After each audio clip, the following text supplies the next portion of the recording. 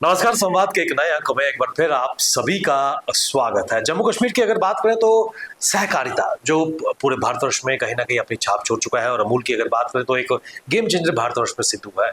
लेकिन अगर financial sector और बैंकिंग सेक्टर की अगर बात करें तो एक बहुत बड़ा नाम, खासकर द सिटीजन्स कोऑपरेटिव बैंक की अगर बात करें तो सबसे बड़ा लार्जेस्ट अर्बन बैंक जम्मू का है, और खासकर अभी हाल ही में एक बार फिर इसके चुनाव हुए हैं, और तीसरी बार चेयरमैन पद पर परवीन शर्मा और उनकी टीम अनअपोज्ड जीत के सामने आई है। किस प्रकार उनकी कामयाबी रही और किस प्रकार एक दिशा निर्देश, एक विजन सामने लाएंगे, और सहकारिता की अगर बात करें कितनी महत्वपूर्ण भूमिका खासकर फाइनेंशियल सेक्टर में नजर आएगी, इसी पर बात करने के लिए हमारे साथ कार्यक्रम में जुड़ चुके हैं श्री परवीन शर्मा जी। परवीन जी, सबसे पहले बहुत बहुत मुबारक और आपका हार्दिक स्वागत हमारे इस कार्यक्रम में। धन्यवाद। तीसरी बार आपकी और आप चुन के आए हैं इन the capacity of chairman the citizens cooperative bank, और सबसे महत्वपूर्ण चीज इस बार आपका पूरा जो पैनल है अनअपोज्ड जीत के आया। किस तरीके से इस जीत को देखेंगे और जीत का सहरा किसे देंगे आप? देखिए, श्रेय तो जो शेयर होल्डर्स हैं उन्हीं को जाता है। दूसरा, मैं 2013 से बैंक के साथ जुड़ा हुआ हूँ और पूरी ईमानदारी से काम किया है। मैंने ही नहीं, मेरी पूरी टीम ने। हालांकि बहुत सारे चैलेंजेस हैं बैंक के सामने, लेकिन हम कोशिश कर रहे हैं अपने लेवल पे कि हम बैंक के फाइनेंशियल्स को इम्प्रूव कर पाएँ, और वही एक मोटिवेशन है, वही एक मिशन है जिसके साथ हम दोबारा आए हैं। और मुझे लगता है अपनी टीम के साथ मैं फिर से जो फाइनेंशियल्स हैं उनको ठीक करने की कोशिश कर पाएंगे, उनको ठीक कर पाएंगे, और जो बैंक के ऊपर रिस्ट्रिक्शंस लगी हुई हैं वो रिस्ट्रिक्शंस लिफ्ट हो जाएंगी। परवीन जी, बैंक के इतिहास की अगर बात करें उसके बारे में जानना चाहेंगे। कब इसका सफर शुरू हुआ, कब ये एज ए रजिस्टर्ड सोसाइटी के तौर पर सामने आया, और समय के साथ साथ क्या तब्दीलियां आई, और जब आपके 3 टेन्योर्स की अगर बात करें इन द कैपेसिटी ऑफ चेयरमैन, कितने बदलाव आपने देखे और किस प्रकार अपने विजन को आपने ट्रांसलेट किया अपने 3 कार्यकाल में? देखिए, बैंक तो 1978 में इस्टेब्लिश हुआ। उस वक़्त के कुछ जो यहाँ के अच्छे कुछ लोग थे जिन्होंने ये सोचा कि हम एक कोऑपरेटिव बैंक सेटअप करेंगे, जिसमें श्री राधा कृष्ण जी, राम सहाय जी, लीलाकरण जी, बहुत सारे लोग थे जिनके एफर्ट से ये बैंक इस्टेब्लिश हो पाया। और 1978 में ही बैंक का लाइसेंस मिल गया, और तब एक मोती बाज़ार में हुआ करता था। इसका हेड ऑफिस भी वहीं से एक ब्रांच स्टार्ट हुई। करते करते इसका एक्सपेंशन हुआ, और आज की डेट में we have 11 branches and 4 extension counters. शुरू में बैंक बहुत अच्छा चला, 80s में बहुत अच्छा रहा, 90s में भी ठीक था, पर उसके बाद थोड़ी बैंक की पोजीशन जो थी, जो इसके फाइनेंशियल्स थे, वो थोड़े डिटेरियोरेट हुए। बीच में कभी ठीक हो जाते थे, कभी ख़राब हो जाते थे। हम कोशिश कर रहे हैं, अपने टेन्योर में मैंने कोशिश की है, लेकिन कुछ रेस्ट्रिक्शंस की वजह से, आरबीआई की तरफ से कुछ रेस्ट्रिक्शंस हैं बैंक के ऊपर। जब तक वो रेस्ट्रिक्शंस रहेंगी तब तक थोड़ा बैंक स्ट्रगल करता रहेगा, लेकिन हमारी कोशिश होगी कि जितनी जल्दी हो सके बैंक के फाइनेंशियल्स इंप्रूव हों और वो रेस्ट्रिक्शंस हट जाएं। पर जी, एक ज़माना वो भी था कि जब लेजर्स हुआ करते थे, जितने भी क्लरिकल्स हुआ करते थे, उनके बाद बड़े बड़े लेजर्स, चाहे हम सेविंग की बात करें या फिर करंट सीसीए की बात करें। लेकिन उसके बाद तकनीक सामने आई है, नए नए सॉफ्टवेयर के माध्यम से बैंक भी अपग्रेड हुआ है। उस जर्नी के बारे में देखिए, बैंक पूरी तरह से कंप्यूटराइज्ड है, डिजिटलाइज्ड है। सारी बैंकिंग जो फैसिलिटीज़ आज की डेट में RTGS, NEFT, ATM, e commerce, ये सब सर्विसेज प्रोवाइड कर रहे हैं, एक्सेप्ट नेट बैंकिंग।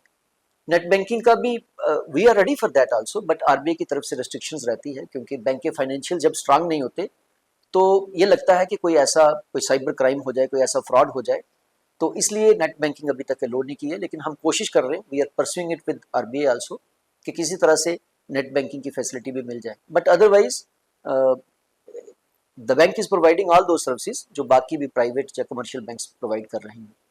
पर जी, क्या हम मान के चलें, क्योंकि आजकल चाहे प्राइवेट बैंक्स हैं, बड़े बड़े बिग नेम्स हैं, फिर नेशनलाइज बैंक्स में भी बड़े प्लेयर्स हैं, क्या इस वक्त जो सेवाएं, क्योंकि तकनीक का सहारा बैंक भी ले रहा है, क्या हम ये मान के चलें कि जो सुविधाएं वो बैंक दे रहा है, the citizens cooperative Bank at par वही सुविधाएं अपने कस्टमर्स को दे रहा है? मैं नेट बैंकिंग को छोड़ के बाकी सब चीज़ें तो हम प्रोवाइड कर ही रहे हैं, लेकिन छोटा बैंक होने के कारण थोड़ी टेक्नोलॉजी फ्रंट पे प्रॉब्लम्स रहती हैं। लेकिन फिर भी मैं ये कहूँगा कि आज की डेट में वो सारी सर्विसेज जो बाकी प्राइवेट बैंक्स दे रहे हैं वो ये बैंक भी प्रोवाइड कर रहा है। अ, अभी आपने कार्यभार संभाला है इस वक्त, जिस तरह आपने कहा कि 11 ब्रांचेस हैं, 4 एक्सटेंशन काउंटर्स हैं, रेवेन्यूज की अगर बात करें किस प्रकार बैंक अपना रेवेन्यू निकाल रहा है, और इसके साथ साथ एक विजन, एक फोकस लेकर क्या लेकर चल रहे हैं, क्या आपके दिमाग में है कि बैंक को एक नए मुकाम पर ले जाने का प्रयास? देखिए, सबसे पहले तो मैं कहूँगा कि बैंक पे सैफ लगा हुआ है, तो सैफ के अंडर बैंक के ऊपर कुछ रेस्ट्रिक्शंस आ जाती हैं। हमारी कोशिश होगी कि बैंक के फाइनेंशियल्स इंप्रूव हों और सैफ हट जाए। जब सैफ हट जाता है तो हम, जैसे मैंने अभी बात की, नेट बैंकिंग की बात की, आज की डेट में इसके बिना काम चलता नहीं है। जब भी हम, स्पेशली जो यंगर जनरेशन है, उनको जब हम अप्रोच करते हैं तो naturally they look for net banking, जो हम प्रोवाइड नहीं कर पा रहे हैं।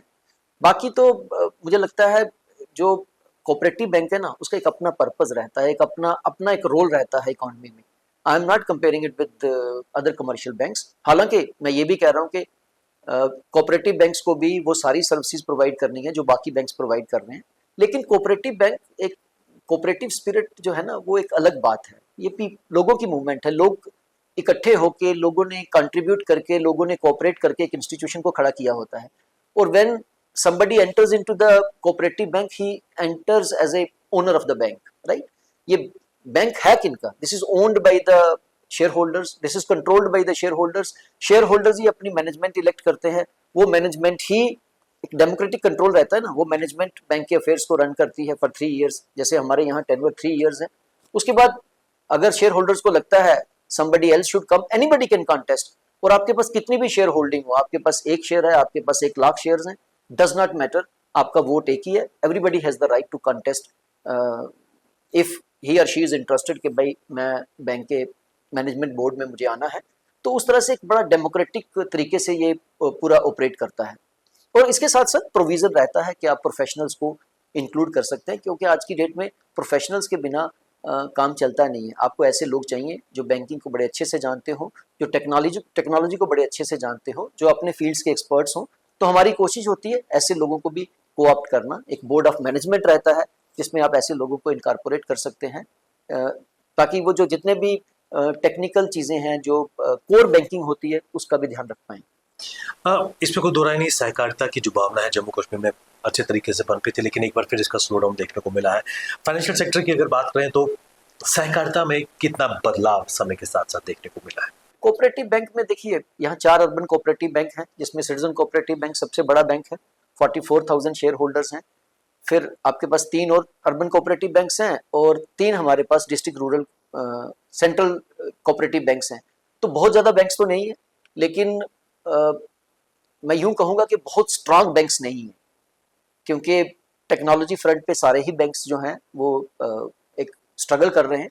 But yes, the process is on, और मुझे लगता है अभी जो हमारे डिस्ट्रिक्ट सेंट्रल कोऑपरेटिव बैंक्स हैं उनमें भी कंप्यूटराइजेशन का काम शुरू हो गया हुआ है, और मुझे लगता है आने वाले टाइम में they also will be able to provide services at par with any other private bank. क्या सरकार की तरफ से एक सपोर्टिव एटीट्यूड, खासकर फाइनेंशियल सेक्टर बैंकिंग की अगर बात करें, रहा है, या कहीं ना कहीं उसमें कमी देखने को? देखिए, मैं ओवरऑल कहूँगा, मुझे अच्छा नहीं लगता ये कहते हुए, लेकिन सरकार कोऑपरेटिव को बहुत सीरियसली नहीं लेती है ना। हालांकि अभी हमारे कोऑपरेटिव सेक्टर में कमिश्नर सेक्रेटरी मैडम जो अभी हैं, मैडम बबीला रकबाल जी, हमारे जो अभी रजिस्ट्रार कोऑपरेटिव सोसाइटीज़ है मोहम्मद शफीक चक जी हैं, बहुत अच्छे हैं। उससे पहले भी मैडम जशा मुदगल थी कमिश्नर सेक्रेटरी। इन्होंने करने की कोशिश की और कर भी रहे हैं, लेकिन जब तक आपको बजटरी सपोर्ट ना हो, जब तक गवर्नमेंट की एक विल ना हो कि हमने इस सेक्टर को, देखो आज हम बात करते हैं ना कि बहुत बड़ा चैलेंज है गवर्नमेंट के सामने एक अनएम्प्लॉयमेंट का, है ना, लेकिन आप ऐसे नौकरियां तो नहीं दे सकते, बड़ा मुश्किल है, कितनी नौकरियां आप क्रिएट करेंगे। But if you support this cooperative sector, तो कितनी सारी सेल्फ एम्प्लॉयमेंट हो सकती है, कितनी सारी एम्प्लॉयमेंट जनरेट हो सकती है, इसका आपको अंदाजा नहीं है। तो मुझे लगता है गवर्नमेंट को कोऑपरेटिव सेक्टर को सपोर्ट करना चाहिए, ताकि लोग अपने यूनिट सेटअप करें, कोऑपरेटिव सोसाइटीज बनाएं, और इस तरह से they can provide employment to large number of youth also. इसमें कुछ दो राय नहीं है कि पिछले कुछ समय से लगातार कुछ युवा भी, चाहे हम वोकल फॉर लोकल की अगर बात करें, मेक इन इंडिया की बात करें, जम्मू में कोऑपरेटिव मूवमेंट को बढ़ावा देने का प्रयास कर रहे हैं। किस प्रकार उनके माध्यम से बेहतर रोजगार के अवसर भी सृजन हो सकते हैं, और सरकार को उनको पुश करने के लिए और क्या इकदाम? देखिए, एक तो मैं ये कहूँगा कि सेंटर में बहुत अच्छा हुआ जब 2021 में ना एक सेपरेट मिनिस्ट्री फॉर कोऑपरेटिव्स बना दी गई है ना। अमित शाह जी खुद उसके मिनिस्टर हैं। तो एक सेंटर से बड़ा एक सीरियस एफर्ट है कि हमने कोऑपरेटिव मूवमेंट को सपोर्ट करना है, कोऑपरेटिव मूवमेंट को रिवाइव करना है, क्योंकि बड़ा अनइवन सा हम कहेंगे डेवलपमेंट हो रही है when it comes to cooperative sector. There are certain states which are doing very well.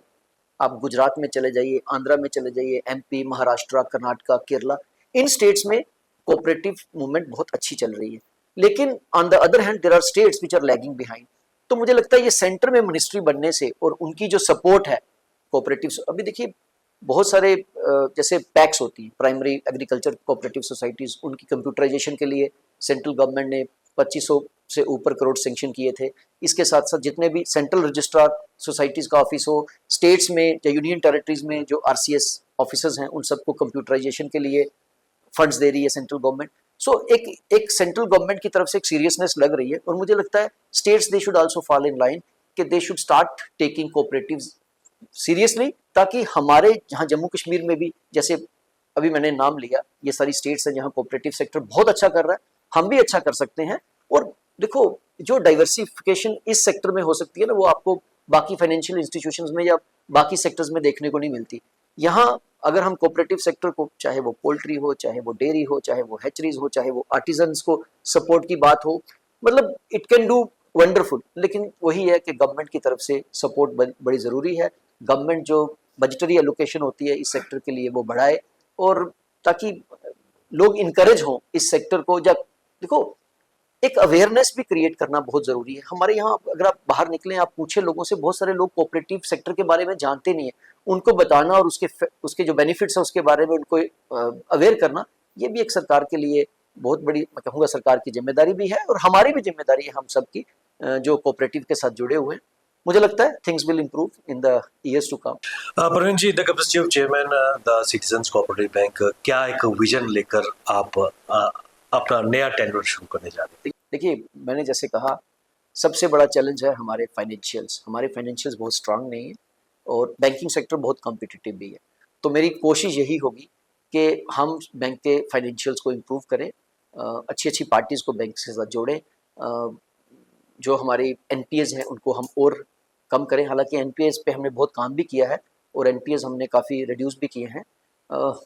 ये फाइनेंशियल्स को जब हम इम्प्रूव कर पाएंगे तो मुझे लगता है हम किसी भी दूसरे बैंक से पीछे नहीं होंगे। प्रवीण जी, आप हमारे साथ स्टूडियो में, और खासकर एक नया सफर in the capacity of chairman the citizens cooperative bank, तीसरा आपका टेन्योर है, और हमारी शुभकामनाएं आपके साथ हैं। हम आशा करते हैं कि न केवल फाइनेंशियल सेक्टर बल्कि उसके साथ साथ जम्मू कश्मीर में जो सहकारिता की जो मूलभूत भावना है वो पूरी तरह लेटेंट इम्प्लीमेंट हो, और यहाँ पर भी एक नई इबारत सफलता की कोऑपरेटिव्स लिख पाए। आपका बहुत बहुत धन्यवाद। Thank you.